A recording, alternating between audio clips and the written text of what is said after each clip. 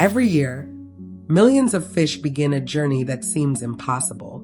They're born in calm, cold rivers with gentle currents, places that, at first glance, look safe and peaceful. There, still tiny, fragile, and almost invisible, they spend their first days of life struggling to survive in an environment where any mistake can be fatal. This is the beginning of the story of the Pacific salmon. At the start, they have no strength, no size, and certainly no advantage. They're just one among thousands, fighting not to become someone else's meal. Many don't even make it past this early stage. But those that do survive keep moving forward. As they grow, something inside them drives them onward. Still young, they leave the river and head out to the ocean, a completely different world. Vast, unpredictable, and filled with new dangers. And it's there, in the ocean, that they spend years. Years feeding, growing, dodging larger predators, and somehow learning to survive in one of the planet's most challenging ecosystems. Over time, that small, defenseless fish transforms into a stronger, tougher, more capable animal. But even then, that's not the most impressive part of the story. Because after years living in the ocean, something changes. Without warning, without any obvious explanation, they simply know it's time to go back.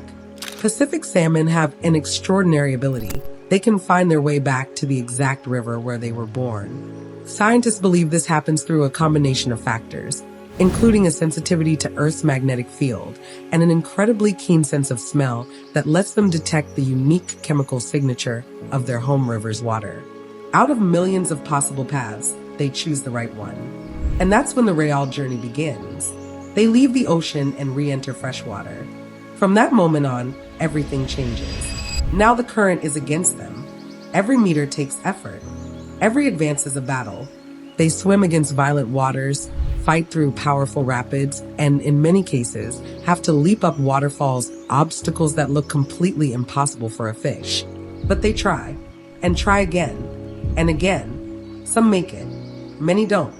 And as if that weren't enough, there's one detail that makes everything even more extreme. As soon as they enter the river, they stop eating completely. That's right. All the energy they'll use on this journey was stored up during their years in the ocean. Every move, every jump, every effort burns through a limited reserve that won't be replenished. It's a race against time, against exhaustion, against their own bodies. And still they keep going. Even when they're injured, even when they're exhausted, even when everything suggests they shouldn't be able to continue. They keep going. During this journey, they face predators, natural obstacles, and constant physical wear. Their bodies begin to change. Their appearance transforms. Their coloration shifts. In some species, their jaws hook. Their bodies distort as if their entire organism is being pushed to its absolute limit. And in a way it is. Because this journey isn't just about returning. It's about enduring. It's about resisting. It's about continuing when stopping seems like the only logical option. And then, after all of that, some of them arrive. After traveling hundreds or even thousands of kilometers. After fighting the current, exhaustion, and their own limits. They finally reach the place where it all began. The same river. The same spot. The same beginning. But here's the part that completely changes the story. They are no longer the same. That small, fragile fish that could barely survive no longer exists. In its place is something different.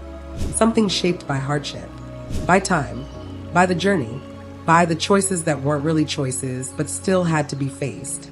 And that's exactly where the true meaning of all this lies. They didn't return as who they once were. They returned as who they needed to become. In order to make it there. Because in the end, this journey was never just about going home. It was about transforming into the kind of being capable of doing the impossible,